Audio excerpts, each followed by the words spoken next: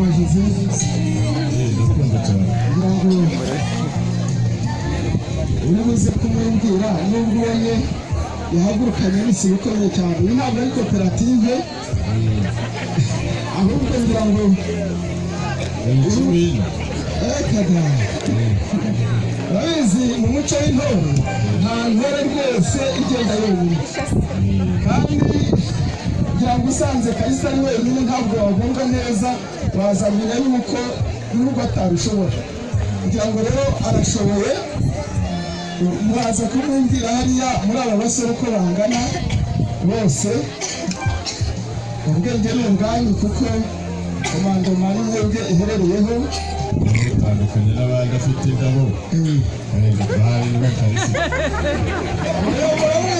Muramubwira ni umusore w'ibizigira ufite amaboko ushoboye gukora, wasi umutoboto bakawuturutsamo kangahe bagacana nta kibazo kibazo.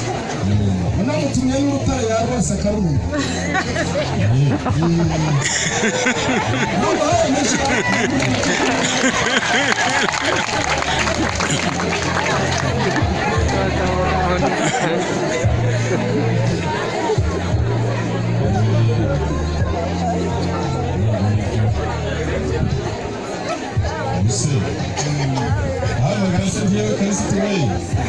cyangwa ubigenza niko kone itorero ufite indabo reka rero maze hanyuma ukambwira itorero wamumenya. Ariko burya Yesu yabivuze neza avuga ngo abiwe bose bumva ijwi ryiwe. Reka rero nyemerere kandi n'iryawe ndabizararimenyereye, sabe muri abangaba urahita ubibwira n'inkomangingaho gatoya kuko ijwi ryanjye urarizi, urahita ubona ateye intambwe mugume mu byubahiro byanyu. Ati Kalisa yagiye gutambuka n'intambwe imwe Kalisa bongeye kabiri Kalisa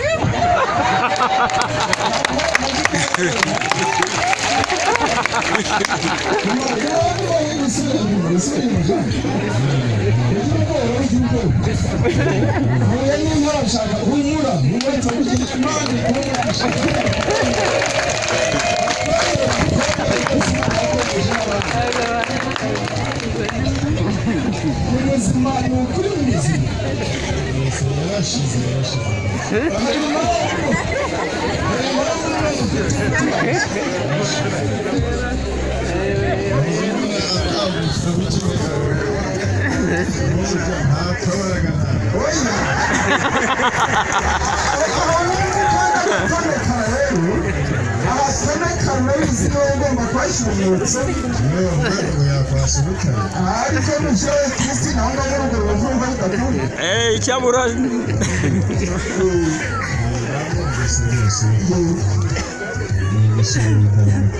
amashyi cyane ndabona yuko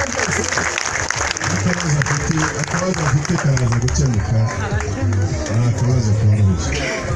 murakoze cyane.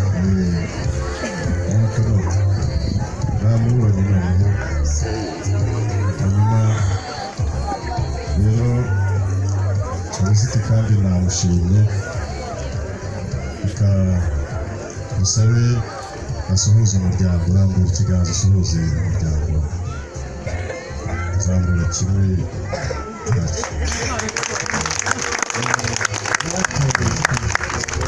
bakwishimiye.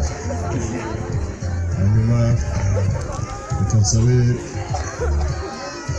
wa muhungu wanjye amenye ko yakira abandi basore, nanjye niwe nakwakiriye, sinajya nakira abasaza ngo nakire n'abana.